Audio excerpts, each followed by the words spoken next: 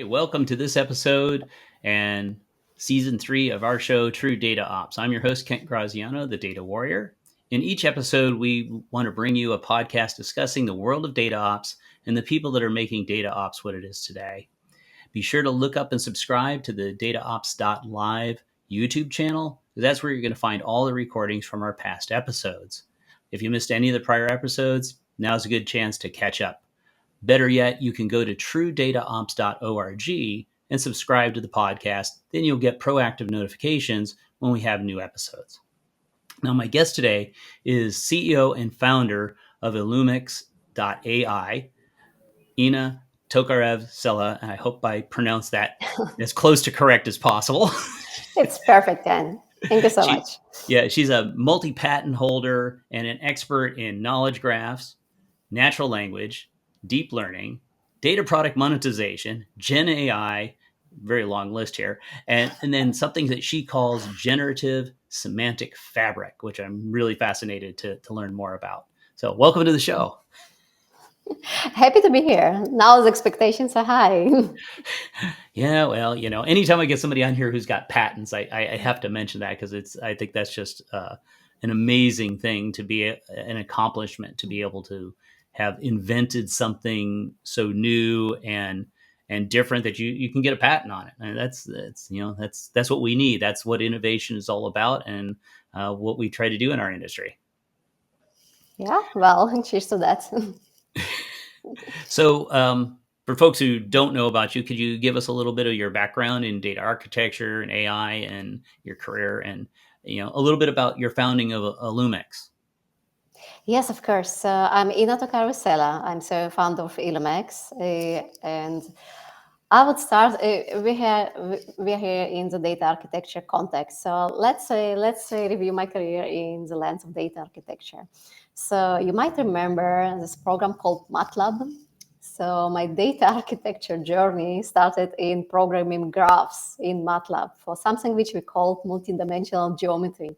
So it was during my academic studies, and we're working with Nestle, and we convinced Nestle that graphs is the best thing they can do for the analytics, and it worked. It was magical. I fall in love with graphs forever, and this is why I actually continue to be fascinated with graphs as a technology. And this experience actually brought me to start my career at SAP. In SAP, I was lucky to be part of journey of SAP HANA Cloud Platform. So in-memory architecture and memory database, and Hadoop was already as the same in the background. Our customers had both architectures in parallel, so it was a very interesting journey to see how the industry evolves. And here, I would say the main focus was to really navigate enterprise customers between all of those architectures and make decisions for them sometimes to how to operate quicker, better with higher ROI. And then I switched to Sisense as VP Artificial Intelligence, and finally we started to do new gen knowledge graphs. So from Neo4j to Neptune, GraphDB, Arango, all those graphs. So we tested everyone, and we implemented architecture for GenBI on graphs at Sisense. It was pretty cool. And then I started illumex. So illumex, as you rightfully mentioned, is based on data architecture that we patent, Generative Semantic Fabric. It's a mouthful definition of a knowledge graph of semantic embeddings. So think about a vector database combined with knowledge graphs. And this basically encapsulates the context and reasoning behind your data. Okay, wow. And we'll talk a little bit more about that in a bit, because I do want to understand a little bit more on how that fits into the architecture really well. Now, this season on the show, we were trying to kind of take a little step back. This is the third season. And so we want to look at our world of true data ops and what's evolved and some of the things that we've all learned in the last couple of years. Now, you've been a leader in the field of machine learning and AI, and helping customers take advantage of their data to make real business decisions. So could you tell us a little bit about how you've seen the space evolve in the last couple of years, and some of your focus now at Illumex? Yeah, DataOps is a discipline I was fascinating for a long, long time. And I must say, especially in enterprise, you do not you do not really touch it the way that you touch it in modern data stack companies, right? So in enterprise, it's all about monoliths and how you're basically building workflows of CI/CD around monoliths. And I'm fascinated in how DataOps has evolved, especially over the last 5 years, let's say, starting from this orchestration of modern data stack, data flows experience to basically this generative AI frenzy in 2022, 2023, where every data ops operation was challenged with generative AI use cases and implementations. And of course, lots of frustration because things did not scale as expected, as frictionless as expected. And this year, I think cost is being the major theme. So, Mhm. so I would stress that the cost of running data ops actually lower than cost of not running data ops, but we can discuss it later in the pillars. Mhm. In the pillars context, what I see for 2025, Gartner already coined 2025 as AI ready data year, right? And it stresses back that data ops are instrumental to basically uh, uh, creating those data environments, those microservices for data, right? And having testing, monitoring around that, and then have collaboration environment for multiple multidisciplinary teams and so on and so forth. So I think importance of data ops in the year of AI-ready data is actually emphasized. Yeah, yeah, like you said too. I mean, I think we've got a combination of things from what I've seen is like we've got the scale, right? Things have just continued to grow and grow and grow, and now we've thrown in uh, really trying to use AI and Gen AI, and pretty much everybody agrees that if you don't have the data right, then the outcome from AI and Gen AI is not going to be very great. Yeah. So it's like trying to manage that. Like I think you're the first person that said the cost of doing data ops is less than the cost of not doing data ops, and that's an awesome perspective. I hadn't heard anybody actually put it that way before, but I definitely agree. Yeah, Yeah. and what we also say, it takes generative AI to get generative AI ready, and this is why, especially from day one in Illumex, so we started the company 2021, we incorporated both graphs and semantic models as part of our architecture, and we combine our expertise in building ontologies for basically data reconciliation and data management, and then self-service access to data analytics, but it's also very much dependent on the metadata customers have.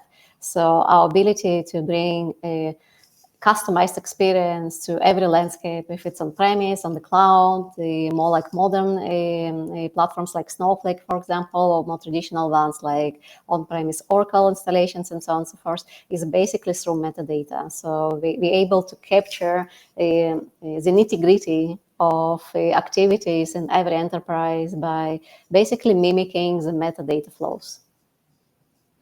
Yeah, and it's like you mentioned a couple of things there. You mentioned ontologies, which is something that I've been involved in for years because from a business perspective, and I think this is where we get to, we had conversations about the semantic web years ago and just, semantic layers in general. They have to be in business terms. If the business people were really going to take advantage of all this data that's all over the place, they have to have some way to understand it in terms that they understand that aren't technical like some of us tech geeks do.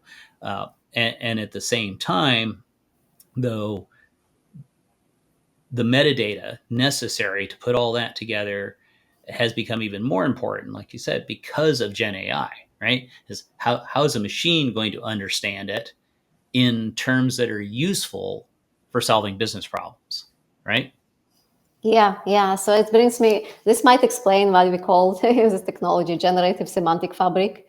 Generative it because we do use generative AI from day one. Semantic, it's because we're empathetic about business users who are actually human in the loop, right? So you can build whatever architecture you would like. To me, a current perspective of any new data project should encapsulate potential use of generative AI agents or analytics on top of it. So naturally, you want everything is being governed and certified. And I do not believe in governance, which does not include domain experts and more business-oriented users. So this is semantics. It's super important. We have to wrap up whatever functionality and context and reasoning we have in those systems in application workflows, which have semantic meaning, right, and business descriptions and all of that. And Fabric goes to, so I mentioned semantic layers. Semantic layers are usually encapsulated in one tool, either a warehouse, maybe some BI tool, and so on and so forth. So to me, business logic, it might be spread around the whole organization. It might also be different in different units, maybe by design, like different geographies might have different definitions. But anyways, if you only encapsulate your semantics in one tool, especially for big organizations, it's not viable, just because the data spreads throughout so many systems. And this is why I do believe that we do need to have this repository, this glue, which can connect to any interface in organization and keep the semantics aligned. Yeah, and I'm with you 100% on that. That's like I told you before the show. This is a conversation that we had even when I worked at Snowflake, and I've had it continuing after Snowflake. Is that's one of the big challenges? Is I started off in data warehousing and BI, where it's like, okay, we use business objects, so the semantic layer was inside of business objects. But if you wanted to then use Tableau, you had to build it all over again, and the odds are that it's the business logic's not necessarily going to come out the same between the two. And a lot of customers I worked with over the years, definitely that's like back 30 years ago, the dream was to have the single source of truth, the data warehouse, right? Now it's like, can we have one place where we can access the data in terms we understand, regardless of what tool we want to use to do our analytics or reporting? And then again, like I said, you throw the GenAI stuff on top of it. We want to run AI off of the same thing that we're running our BI off of, right? Yeah.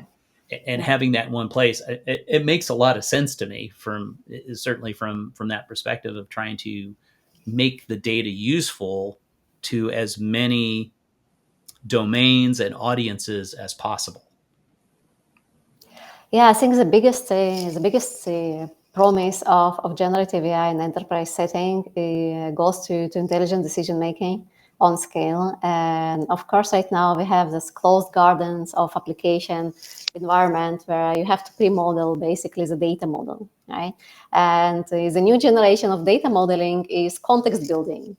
So more expensive people of new generations of semantic data scientists building context and reasoning for organizations with the assumption that they actually capture all the business logics in correct way and they match it to the right data. So we have the same assumption that we had for data modeling for BI right now with a more black box technology. So I think it's lots of risk management that we should take in this journey, because it's, to me at least, it's taking even bigger leap of faith that we did for BI. Yeah, no, I agree with you, and especially with, of course, everybody knows about hallucinations and all of that. So we never talked about in BI. We talked about bad data, right? We had data quality issues, but we didn't have to worry about hallucinations and things that were like coming from nowhere. We didn't understand where did that even come from, and that is now probably one of the primary worries that people have, is we want to make sure that whatever's coming out of the AI, can we trust it, right? Because that's one of the pillars. And you mentioned governance, and that's definitely one of our 7 pillars of true data ops is governance and security and managing all of that. How important, or maybe even more important, do you think that sort of thing is now today because of things like AI and Gen AI? Totally, the importance is still there. I will stress that 3 major pillars out of DataOps pillar that you mentioned are most important. So the first one, of course, is governance. You don't want people to access what they're not supposed to access, and it goes to derivative insights and so on and so forth. So governance should be not only part of data analytics behind generative AI, but also part of every generative AI interaction. Second, I would say this collaboration environment, right? So a single source of truth, a single source of truth definitions, or at least ability to document on scale with as much as the automation augmentation. In our case, we do believe in augmentation, actually bring people to, to certify definitions which are automatically generated, right? So have combination of both words.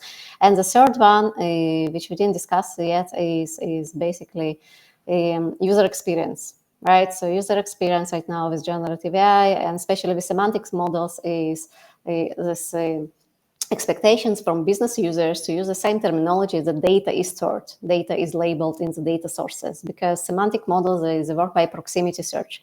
If you use different terminology, articulated equation in different manner that your database is labeled, here you got your hallucination.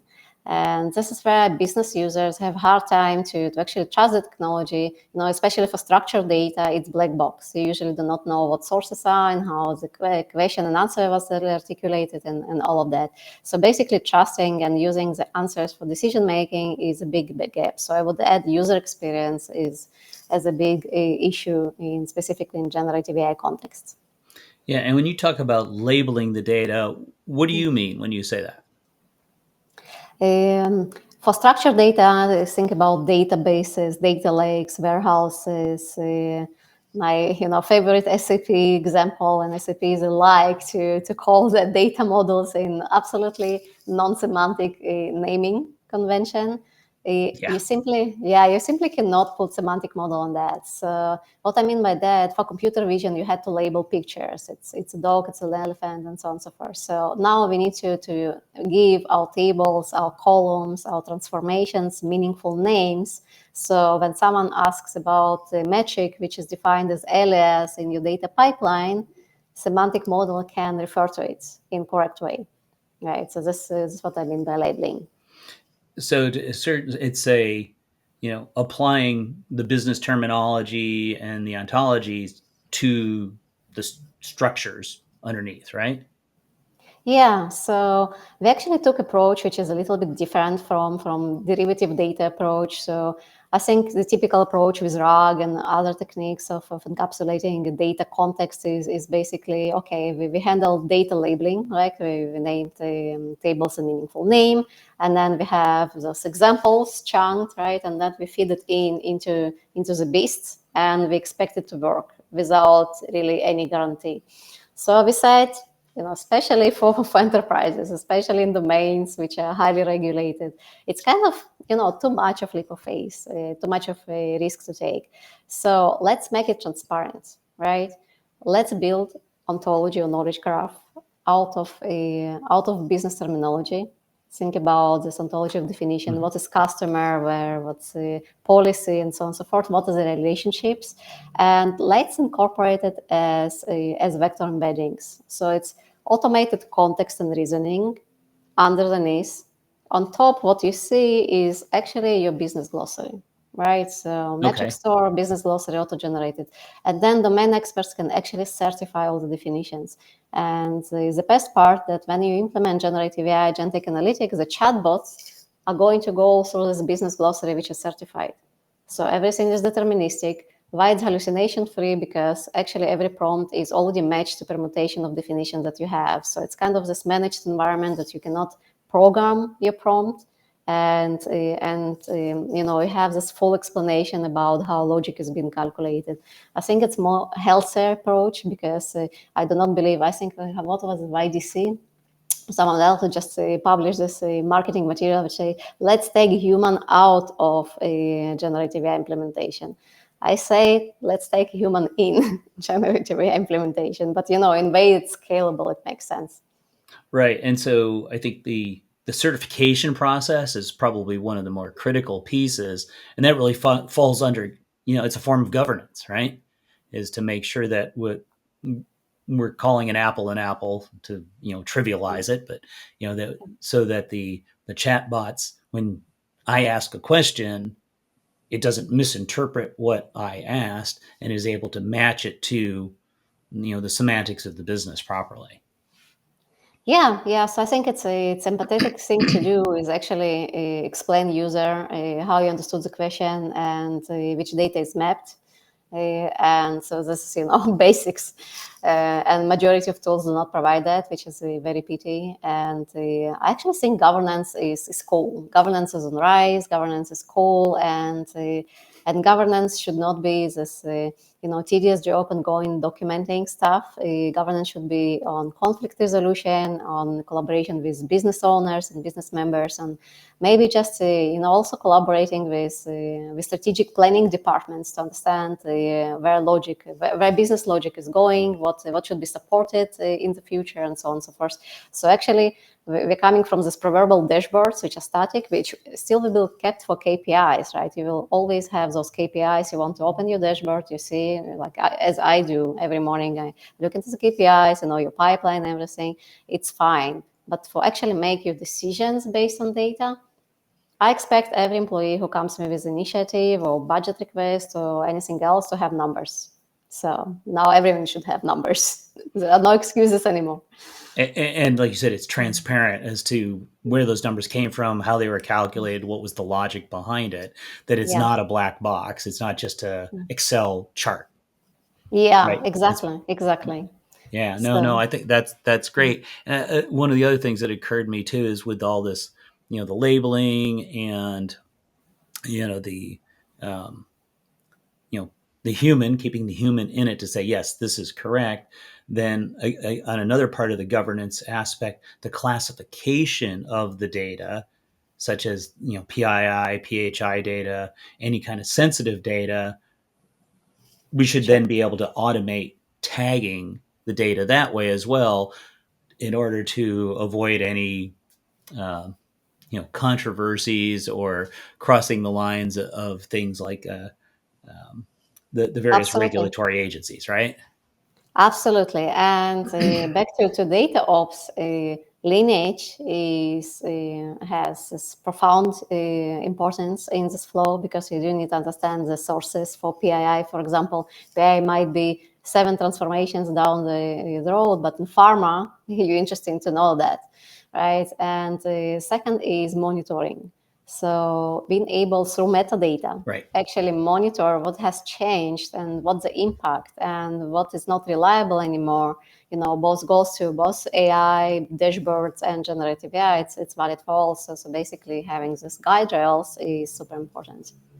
Yeah, and that's one of the other pillars is automated regression testing and monitoring. We kind of combine those two together, and being able, I think that's one of the benefits I see certainly um, with AI is being able to actually automate some of that more so than we did, because in the data world we were horrible at testing, at regression testing, especially our algorithms. And back in when we were just doing ETL, it's like there wasn't a lot of validation going on. The assumptions were the ETL was correct, and you never knew it wasn't until an end user ran a report and said those numbers don't look right, right? And then you start backtracing it. So I think having that in there and being able to automate that even more, but then like you said, the monitoring, because even if you get your algorithms are correct at the time that you build them, and this could be your machine learning algorithm as well, right? If the nature of the data somehow changes in a way that was never anticipated, you might get some weird results, even though everything was tested along the way. And I think I see that's where the monitoring comes in, is right, is making sure that things are within some boundaries somewhere, some sort of parameters of reasonableness, that yeah, this is still right. Yes, it works as expected or designed for sure. Yeah, because otherwise, again, we're back into, um, where did that answer come from? How did we get there? So what you said though about transparency, I think that's even more important, along with lineage and all of these things, to be able to very easily see where did that result come from, and to be able to trace it back and say, oh, we were expecting that field was between 1 and 100, and now we're getting values in the thousands. And that Mhm. wasn't something we expected. And that changes the way we need to think about doing this. Yeah, or even this query should have taken 2 minutes, but it actually ran for hours. So it's another. Oh I would yeah. stress that cost is another parameter of governance, Hmm. and this is something which we should be monitoring closely, looking forward. Yeah. I think in the last couple of years, there's been a movement towards FinOps, right? Is making that more transparent, especially with so many people having moved to the clouds. And then if it's a subscription service or it's a pay as you go service, at the end of the month, they get this massive bill and go, "What happened? How did we manage to spend that much money? What did we actually do?" But to have, again, back it up farther, that it doesn't get to the end of the month before you see that something went crazy. Like you said, should have run in 2 minutes and it's now been 60 minutes. We need to take a look and see and have an alert, right? A Yeah. proactive alert that says, "Hey, somebody needs to go take a look at this." You might even want to limit some of the users asking those questions in the first place, right? So if you do Right. have this estimation, this query is very heavy query, you might want to just allow that to specific users overall to manage that. Yeah, so agent ops, it was called agent cost. Yeah, yeah, Yeah. agent ops. Yeah. Yeah, that's good too. Um, so, do you have any advice to companies? I mean, you're obviously run a software company, so I usually ask the question about buy versus build. So I'm sure you get into these conversations all the time about, should we buy a tool that does what we're looking for versus, all the smart people in our company, we can just build it ourselves. What do you end up telling people about that? You know what? It's very valid point. At the end of the month, I look in the burn rate, and you know what is the highest cost? People. It was the same in corporate. It was the same in growth startup environment. So our highest spend is people. So to me, it's always buy if you can, right? Of course, you need to have the TCO. I would also stress always start with the business case. What's your business case? If the business case right Yes. now is say self-service access or customer segmentation or a call center automation, so start with the business case and then go back to what you need to build this business case. And it goes back to you might need your AI ready data solution or governance solution, or you can start with chatbots right away because everything is rosy. It really depends on the situation you're in. But I believe our people are going to be even more stressed in the future, just not with the tasks they perform today. There will be new generation of tasks for them. Never exchange labor for dollars, for capex dollars. Yeah, and the fear so many people have of, AI is going to take my job. The way I say it, it's like it's going to change your job, right? Yeah, Even my son, who's in university now, his one of his professors said for the paper, he said, "I want you to actually use AI, and so use Chat GBT to produce hmm the paper." hmm Where a lot of people are telling him, "No, no, no, that's cheating. You can't do that." And so he's now already learned how to, and he's a really good writer and he writes very quickly as it is. But we talked about this yesterday, the productivity gain, because instead of him spending a couple of hours writing this paper, it was like 15 minutes and yeah. he got a perfect grade on it. Yeah, but then you need to have new skill of this criticism, right? Checking the Yep. sources, maybe cross-validating, orchestrating the new types of skills we should acquire to actually be able to be augmented by all those tools. And of course, sensitivity to privacy, and all of that is required right now in the workspace. Yeah. And so, like any new skill, there's a learning curve. And we've got to pay that upfront cost, which is, he talked about that, about how long it took him to learn how to do it over the last couple of weeks, because they gave him the assignment, about a month ago. I said, "Yeah, but now you've learned how to do it. Now you have the productivity going forward." Right. And so, doing these sorts of things, working with these type of tools, with Gen AI, to make business decisions, we can spend more time, I guess, even, discussing, is this the right thing to do, but we can come up with a much, probably, hopefully a better proposed solution faster and Yeah, move on. And then there will be a lot of jobs, I think, that, it's just a productivity enhancer for people. And then yeah. that means they're going to be able to do new and different things, but they got to pick up a couple of new skills along the way. So here in illumex, we believe in application-free future. And we believe that in solutions like ours have, of course, major impact on that. And this application-free future makes you, of course, more efficient because you don't need to learn systems, how to operate your CRM system, how to operate your ERP system. You just, Yes. have your task, make decision, and maybe you edit your workflow, what have you. But for that, you have to demonetize. So it's turning monoliths into more microservices Right. on the Yeah. data layer, on the software layer, in the modeling layer, and semantics layer, and the agents. So we need to orchestrate all the parts. And this is where DataOps, in wider context of DataOps becomes even more profound as underlying principle. Right. Yeah. No, completely agree with you. That's it's a new world, and people are going to have to think a little different. But yeah, the application of data ops, like you said, is sort of expanded now, and it's even more important, right? If we're going to do these sorts of things. So we're pretty much out of time. So I wanted to give you an opportunity to talk about what's coming up next for your company, any events that you're going to be at if people want to come out and meet you and hear you speak for longer than what we were able to do here today. It's going to be exciting 2025, and I see that illumex is going to be focusing more and more, of course, on the use cases which we already cover, which is the AI data and governance and agentic analytics deployment from the prism of self-service access. So please connect to me if you're interested in those.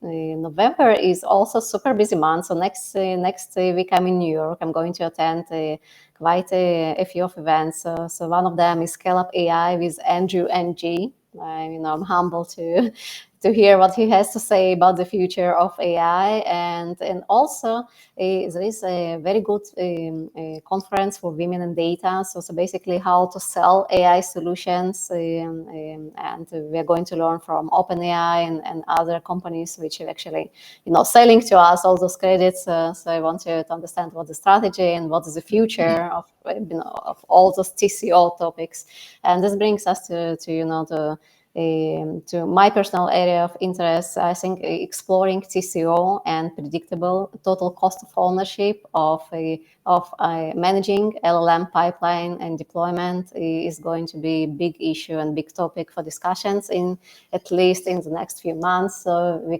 came up with a blog on this topic, and you can see this link featured to you on that as well. But please do connect to me on LinkedIn, and let's have discussions offline. All right. Well, thank you. And for our viewers, yeah, we just put up a whole bunch of QR codes for these events and her LinkedIn profile. You can always replay this and take a picture of the QR code if you weren't able to catch it when it first went by.